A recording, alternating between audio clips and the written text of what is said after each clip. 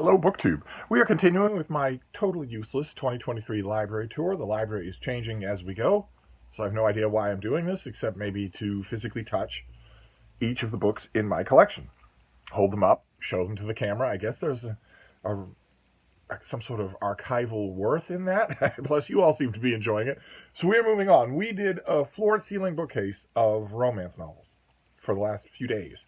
And now we are moving on to this next bookcase, which is a complete 180 change. These are canonical classics of East and West. But there's also this bookcase is not one of the ones that was custom made for me by a Musco teenager. Instead, this is something that I found on the sidewalk, like most of my other bookcases. And it's a nice piece. It's a little bit on the flimsy side. If I could find something that fit these dimensions and was twice as tall, I would definitely throw this away or move it somewhere else. But it has a weird shelf on top. There's a weird arrangement on top. It's got neat little carved filigrees and it's got a top shelf, but then there's a little shelf on top of that top shelf that extends halfway its depth.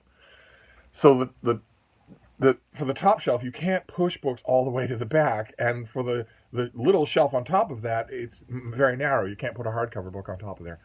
So it has caused me no end of problems, and my solution to those problems has been the same as yours, so don't judge me, and that is to bury the problem in books. Just if you've got a problem, just bury it in books. So there are a lot of Transwise books on this top shelf, a lot that are stacked on top of the ones that are actually on the shelves. I don't know how we're going to get through them all in one day, in one tour. We'll probably have to take some time to do these. So I'm going to clear the front ones off first. I guess we'll do that, and we'll see how fast this goes. These are mass market paperbacks. The first 100 books here are mass market paperbacks. There's this. This is the Macduff. Is that right? You're not even going to tell me, are you? This is the Michalski translation of The Brothers Karamazov by Dostoevsky. Found this and grabbed it.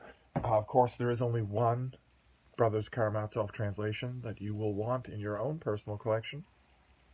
There's only one. It's the Michael Katz translation. It's coming out soon. Very good blurb on the cover. Then we have John Gardner, the novelist John Gardner. This is the thing that sold better than anything that he ever wrote, much to his surprise. This is Grendel, his little novel telling the story of Beowulf from the viewpoint of the monster Grendel. Very, very cute little book. Very interesting. And the reason that it's outsold more than any of his other stuff is because the only reason that ever happens is that it was adopted by academia. It was adopted by high schools. It's a short book, which is really what high schools want. And also, it's classic adjacent, which is also really what they want. So who knows how many thousands of young people in high schools across America in the last 50 years have been introduced to Beowulf from John Gardner's Grendel. If it can introduce get even one high school kid, especially a high school boy, to read Beowulf where they wouldn't have otherwise done so, well, then, more power to it.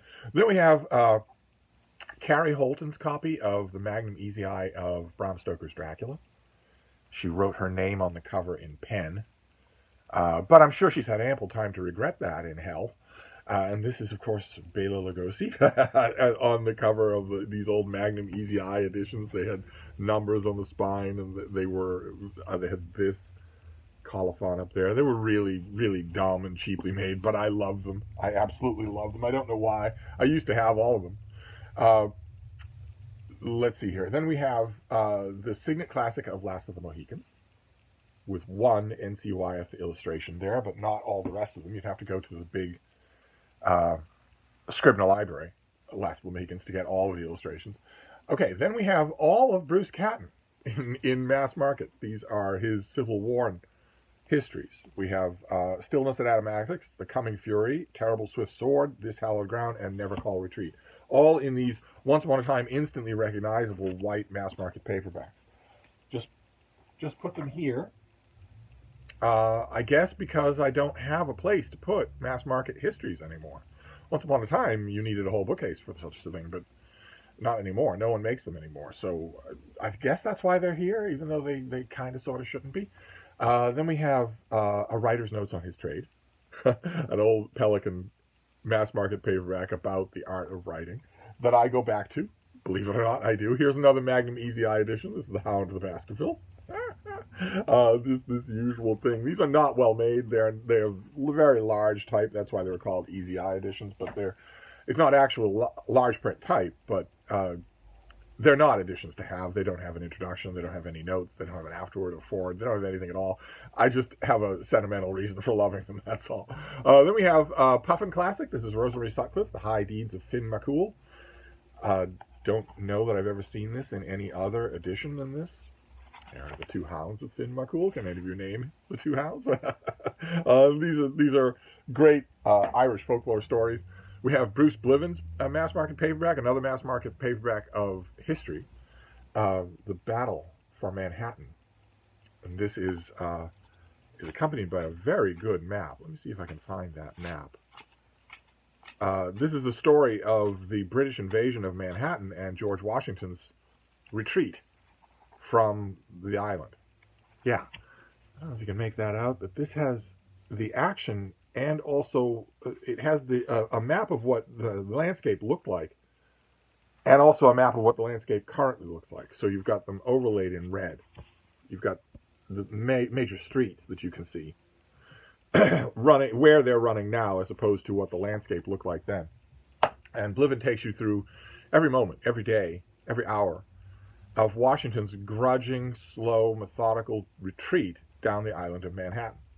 He could not possibly give battle, and he could not possibly do anything other than retreat. If he had tried to retreat in a pell-mell fashion or a systematic fashion, all at once, he'd have been exposing his rear to a far superior and better organized force. He would have been annihilated. And at the time, he had one of the only armies that the colonies had to field, and he knew that. The retreat, the surrender of Manhattan, is one of the only military activities of George Washington that I kind of, sort of approve of.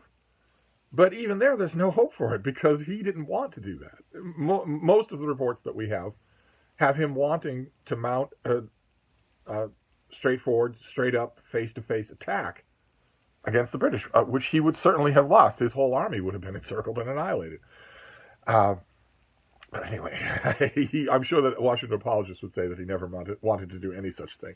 Then we have this is an oddity. I love this thing. This is the Saturday Review. Used to be a very influential, very well-read periodical. It doesn't exist anymore, as far as I know. But this was their 50th anniversary reader, and this came out as a mass market paperback. This would not happen at all now, and if it did, it would be a limited edition hardcover or whatnot. This has a ton of articles in here, all kinds of fun things. Of all kinds, including, I wonder if I could find it. Maybe in the table of contents. I got this for just $5 for $1 mass market paperbacks, and I loved it so much. Let's see here. There's an article in here in particular. Barbara Tuchman, Robert Kennedy, Arnold Toynbee, Herbert Otto, Albert Kazan, Irving Howe, Albert Schweitzer. So many great things. But there's an article in here that I go back to a lot.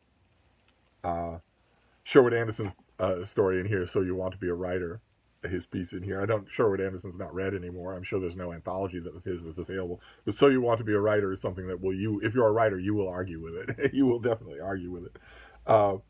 Thomas Wolfe's Story of a Novel is in here. But there was something else. That I'm not going to be able to find it. It's a really good piece on founding the book section of some literary journal or other. Let's say there's a literary journal or a newspaper and they want to start up books covers. How do you do that? Which I naturally go back to over and over again since I was offered that opportunity. Comparatively late in life. 28 is comparatively late in life. I thought that my days of being offered the opportunity to be a book section editor of a newspaper's book section were over. Not only because I'm a little bit past my expiration date, but also because those sections are closing left and right. 2 of them close every week. But it did happen. So I naturally went back to that essay. Okay, then we have a contemporary novel. If I was going to rearrange this shelf, this would not be here. I wonder how much company you have. This is Moving On by Larry McMurtry. Great old Avon, is that right? An Avon mass market paperback with this great cover art. uh, and the red-stained pages and all. This is a contemporary story by Larry McMurtry, the author of Lonesome Dove.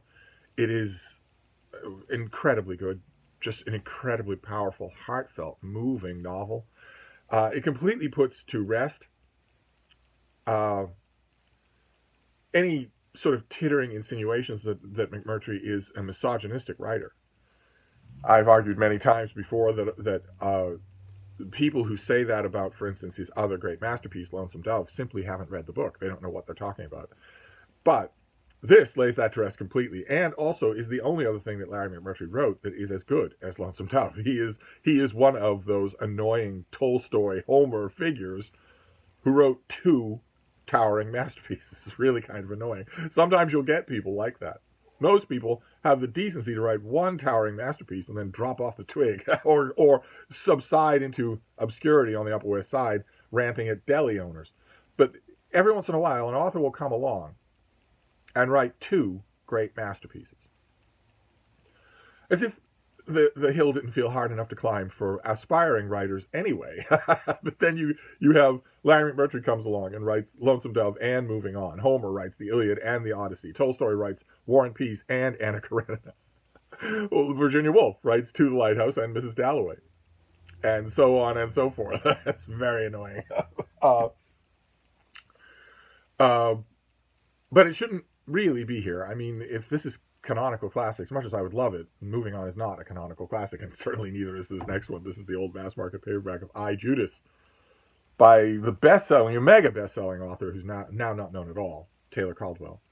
Once upon a time, she made a very good living writing big, fat books, and a lot of them are quite good.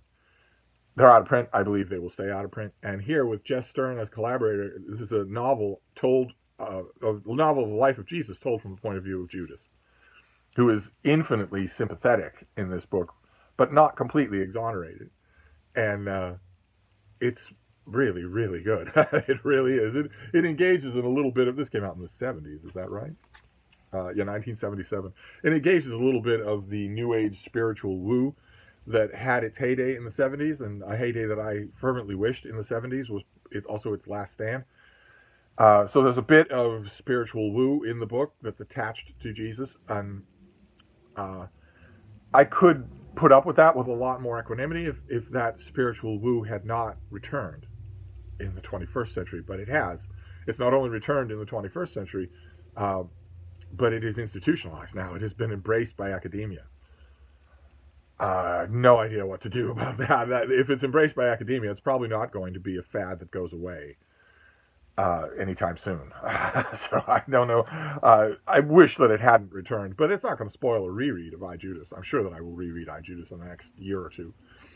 Okay, then we have a classic. This is Hamlet by William Shakespeare. This is the old Signet Classic edition that has tons and tons of extra information in the back.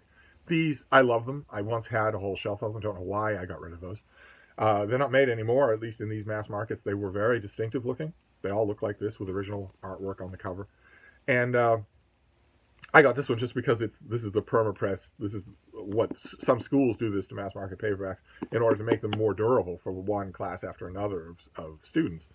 But I like the edition anyway. As soon as I saw it, I realized I don't think I have any other editions of the old Signet Shakespeare, and I should have them all because they're really good. You get the play with lots of notes, but then you get Norton Critical Edition style supplementary material after that into one little book. Then we have Ovid's Metamorphoses. This is the Horace Gregory translation of my single favorite book of all time. Great, fantastic. I think I have that in hardcover as well, and maybe a trade paperback, but I have it as an ebook, so I have a version that won't die. Then we have the old Bantam paperback of Wuthering Heights. With this classic old cover there. I love these things so much. We have the Viking Portable Library Edition of Dante. These Viking Portable Library Editions were great in their day. I don't think they're made anymore either, but once upon a time, I mean, they're anthologies of an author, but once upon a time, they were coming out strong, and a lot of them are really good volumes to have. You kind of have to know the author ahead of time. You kind of have to already have a familiarity with the author and a favorite translator, favorite annotated edition, that sort of thing, which is a little ironic because these things were made for schools, where the students certainly wouldn't have had that prior knowledge. But It helps. It definitely helps. But once you have that, oh my, I don't know of a Tolstoy fan who wouldn't want the Viking Portable Tolstoy, which I'm pretty sure I don't have. But everything else as well. Every other author, like the Viking Portable Dante. This is edited by Paolo Milano, who I don't think does the translating duties. This has the complete Divine Comedy, translated by Lawrence Binion, and it has notes. It has the complete Vita Nuova, translated by Dante Gabriel Rossetti, and it has excerpts from rhymes and Latin prose works. That's a lot of Dante for one volume. This is what? Well, on this bookcase there are probably 5 or 6 different entire Divine Comedies, and here's another one in this volume. Then we have a little mass market paperback, a Penguin mass market paperback of Claude Cockburn's book Bestseller.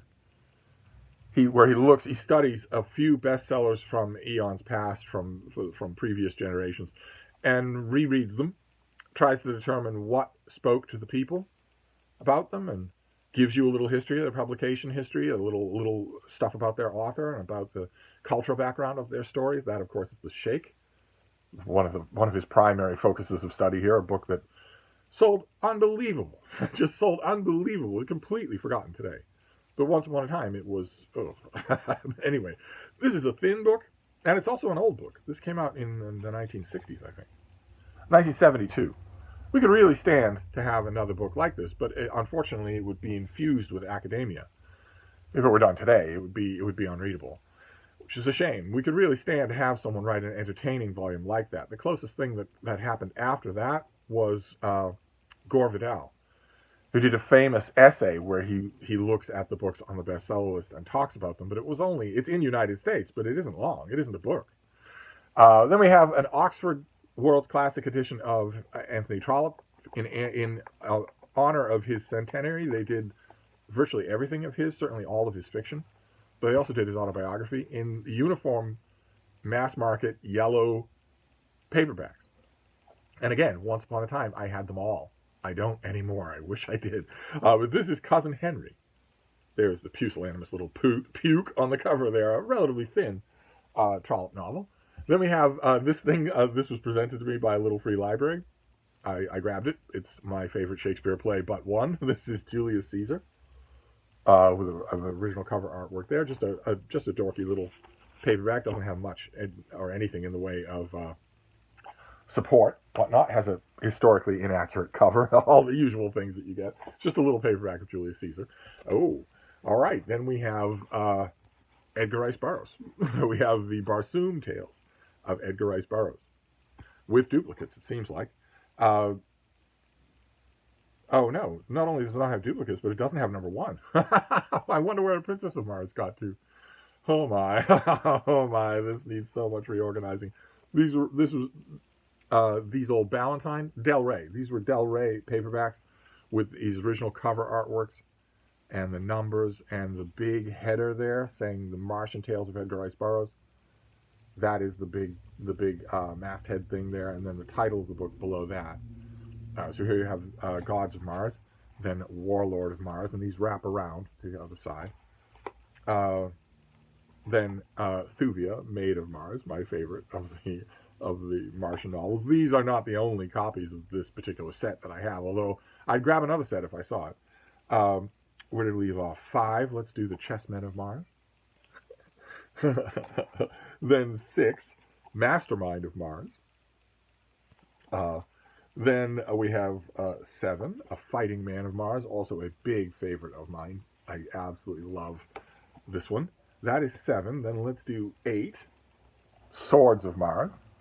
There's John Carter having trouble with one-eyed Martian aliens, because both John Carter and also Edgar Rice Burroughs have forgotten that by this point that he is superpowered, that he has enormous physical strength, unbeatable physical strength and speed, because he's an Earthman on the planet Mars. But Burroughs forgot that because that, I guess, was too much of a challenge for him. Then we have Synthetic Men of Mars. Look at that giant bug on the back.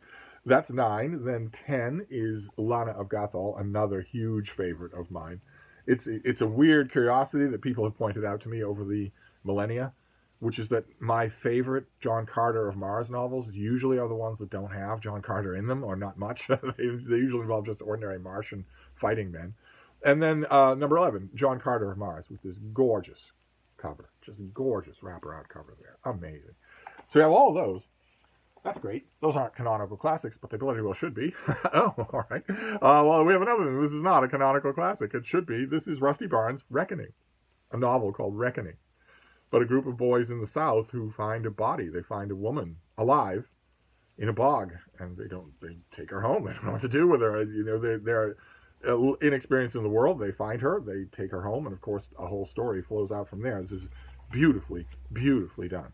Just beautifully written. Let's see here. And Rusty Barnes he's a heck of a guy, and he is the husband of the wisest woman I know, who does not watch this channel and has no idea that I am still alive, I'm sure. Then we have, this is an old Hesperus Press book. This is Simonetta Perkins by L.P. Hartley. A little thing that Perkins did, or that Hartley did, set in Venice, and very much an example of something that we've talked about before on this channel, where a closeted writer, a repressed gay male writer, would send a young, dewy female ingenue to Venice in order for her to be captivated by a swarthy gondolier.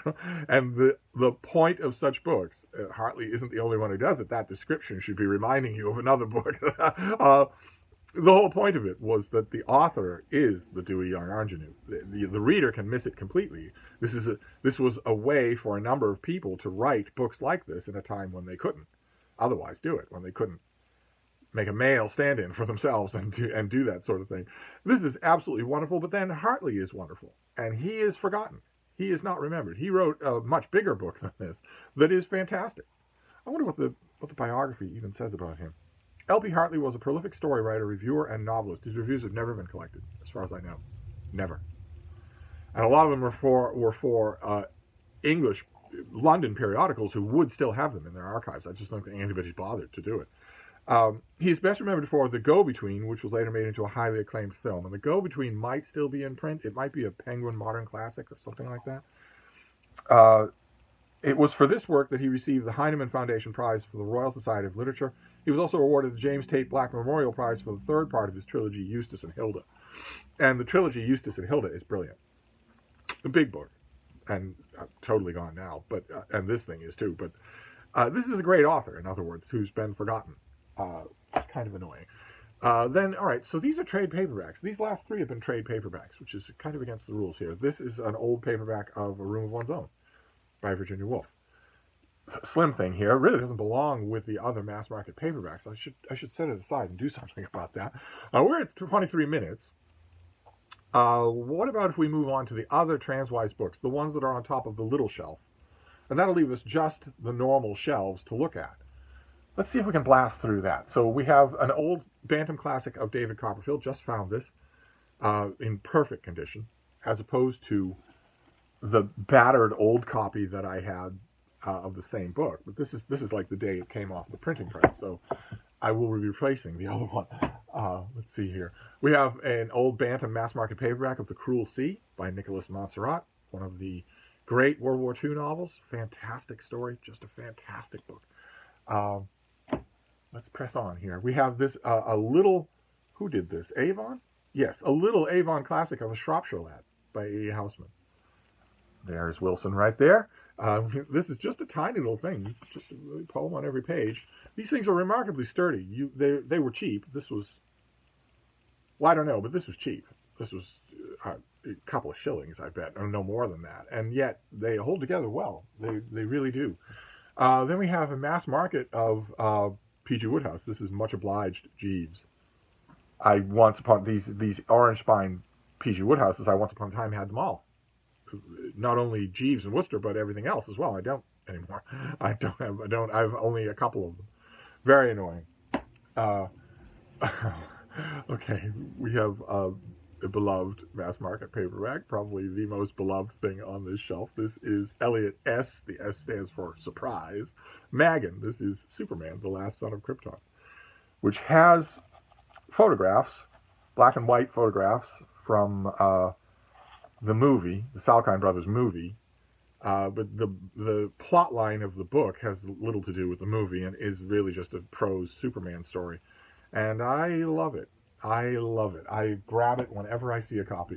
We have the Old Penguin Book of English Verse, John Hayward's production here, a wonderful English verse anthology that is completely predictable. Once upon a time, until around the time the Beats ruined all of literature, it was expected that your anthology would be predictable. That was expected. That was a good thing. That was a selling point. And this is, but not no more. Then we have an old mass market paperback of 3 by Flannery O'Connor. Wise Blood, A Good Man Is Hard to Find, and The Violent Bear It Away. This is an old cover there. These are great. They are absolutely great.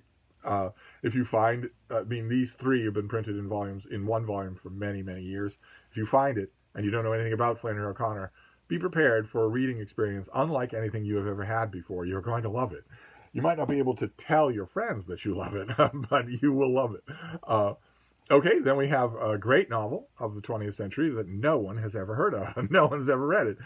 This author also, much like Tolstoy and Virginia Woolf and Edith Wharton with Custom of the Country and The House of Mirth, and a few other people. It's given to a few people to write 2 great classics. And this author wrote 2 great classics. And they're the only 2 things that he ever wrote before he went to be a whore in Hollywood. This is Jeremy Levin's book, Creator. Don't you mind the movie cover. This is a movie cover. Mariel Hemingway, a young actor named Vincent Spano, starred in an attempt to make this into a movie. They started with Peter O'Toole, who of course is wonderful when he's paying attention in the movie. He is wonderful. This was right around the time when you could haul him into a movie production and he might not pay attention. But when he does pay attention, a perfect example of when he's just purely on autopilot would be something like what was that dumb movie, that Steve Guttenberg movie where he played the owner of a haunted castle? Has a very young Liam Neeson in it. I don't remember the name of the movie, but that's a perfect example of Peter O'Toole just not paying attention. But sometimes he does pay attention. Even late in his career, he did a movie called Venus that is unbelievable. It's just unbelievable. It will be a gut punch, especially if you're older than 60. But when he's on in this movie, and he mostly is, he's wonderful. Absolutely wonderful. The movie can't do anything more than capture a shard of the novel. The novel is sprawling and weird and really strange. The story of Harry Walper, a scientist, a bioengineer who is trying to clone his dead wife. His grief is so all-encompassing that he cannot imagine a world without her and decides that he will grow her again. And this is, in that sense, science fiction, although Jeremy Levin did a lot of research and knew a lot about the rudimentaries of what we would now call cloning. I don't think cloning is even mentioned in this book. I think this came out before. This would be a very different book if it came out now, is what I'm trying to say. This came out in 1980. Where was Dolly the Sheep in 1980? Anyway, of course, the thing that happens in the course of the novel is that Harry Walper is constantly being enticed by the world around him to live in the present and to let her go. But it's also the story of Boris Lafkin, who is Harry Walper's fictional creation, who he torments on the written page, much in the way that God torments Christians and the chosen people. Unless it's Boris Lafkin who is real, and Harry Walper and all of his story that is not. This is a big, sprawling, wonderful novel that nobody's ever heard of. It is great. Let's just press on here. We have this little collector's library of Pride and Prejudice. These are wonderful gold gilt pages, built-in cloth bookmark here. Once upon a time, I had a huge number of these. They are delightful. This even has, if I remember correctly, illustration. Yeah, this has illustrations for Pride and Prejudice. So I figured, in for a penny, in for a pound, you might as well have another Pride and Prejudice volume. And then we have another Magnum Easy Eye. I believe this is the last one. This is Tom Sawyer, The Adventures of Tom Sawyer. And again, an originally commissioned artwork cover. So there's Tom Sawyer with Mark Twain there as a ghost on the background. This is not the only Tom Sawyer that I have. It's just sentimental favorite, that's all. Let's see here. We have, oh, all right, well, this doesn't belong here. This is an old Ballantyne. This is the best of Cordrayner Smith. Great anthology of his short stories, quite a few of them, including all the stories from The Instrumentality of Mankind, for which we are given a nice time sequence there. This is really good. Let's see here. We have history again, in mass market history. This is the Donald Dudley translation of the Annals of Tacitus. This certainly would not happen in a mass market today, but it's a really, really good edition of Tacitus in English. Really, really well done. Okay, this is Mary McCarthy. This is The Writing on the Wall and Other Literary Essays in a Penguin. I don't see this very often. I have all of Mary McCarthy, most of it in ebook, and I have a ton of hardcovers that encompass everything that's in here. But when you see that, you grab it. Then we have an old vintage P.G. Wodehouse. This is The Code of the Woosters, by far the most successful Bertie Wooster and Jeeves novel, with a J.C. Leyendecker cover here. The reason that I kept this one when I have The Code of the Woosters and so many other editions is that J.C. Leyendecker this is not a cover for a P.G. Wodehouse book. This is a cover for a collar company. But the picture perfectly captures something that dramatizations of Jeeves and Wooster don't tend to do, which is that there should be a marked age gap between the two.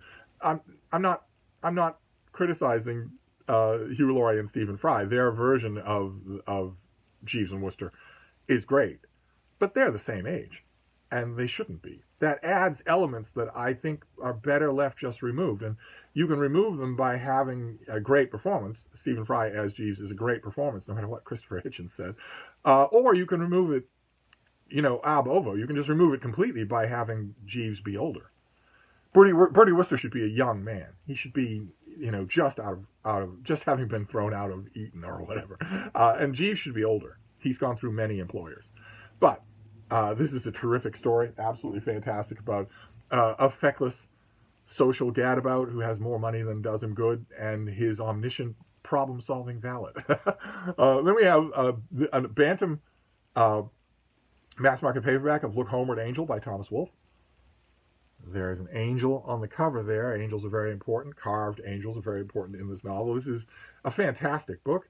And the reason that I love this old mass market, when I have it, I believe, in hardcover, is that Bantam just went ahead and called it the Great American Novel. They just went ahead and marketed it that way, which I don't think anybody would call it today.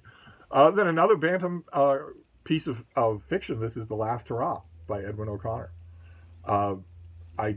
This is in print now, thanks to to Levi Stahl at the University of Chicago Press. This has a wonderful trade paperback that is still in print. A newer trade paperback, because somebody loved this, and they should, because this is a great novel. A fantastic 20th century novel. I seem to be saying that about a few books here that are largely forgotten. The Last Hurrah is not in print. It's largely forgotten. It's the story of an old, canny political con man, an old, battered political dinosaur in a city that clearly is Boston, although it's never named. And the figure is obviously patterned on James Michael Curley, a legendary Boston mayor, who was pretty much the last big stage exponent of the old, corrupt ward system of politics, the thoroughly bought and controlled Tammany Hall-style ward politics that are going out in this novel. They're on their last legs in this novel, and the main character, Frank Skeffican, knows that. That's why it's called The Last Hurrah. He thinks he might get into office one more time in the only way that he knows how, and then it's gone. And Edwin O'Connor does a great job with showing that that was not all evil, that system. It was reprehensible, but it was corrupt, but it wasn't all evil. But you're not going to notice the American political insights in this book at all, because it is so funny. It is such a funny book. There are two great classics here. There are two great American political classics in fiction, two novels that handle politics in America really well in the pre-2016 era. And one of them is purely dark. It has almost no comedy in it at all. All the King's Men by Robert Penn Warren. And the other is purely light, although it does have darkness in it, The Last Hurrah by Edwin O'Connor. I'm leaving out here The Gay Place, and I don't think there are going to be any fans of that book here. Not because it isn't great, but because nobody knows it. Nobody knows it at all. If any of you have ever read it, I'll be amazed. Also, I'm leaving out People Will Always Be Kind. I shouldn't, but I don't think I even have a copy of that book. It's talk about forgotten. Anyway, then we have 2 mass market paperbacks of the Silmarillion, same edition. One has a cover, and one has my cover. So this makes, I think, probably 10 copies of the Silmarillion in this room, and yet they will not be weeded. Who knew? There'll be other things that will be weeded. Then we have Joachim Kahl. This is The Misery of Christianity. A fairly severe book, as you might guess from the title, fairly severe estimate. We have an old paperback of Dr. Zhivago. Look at that.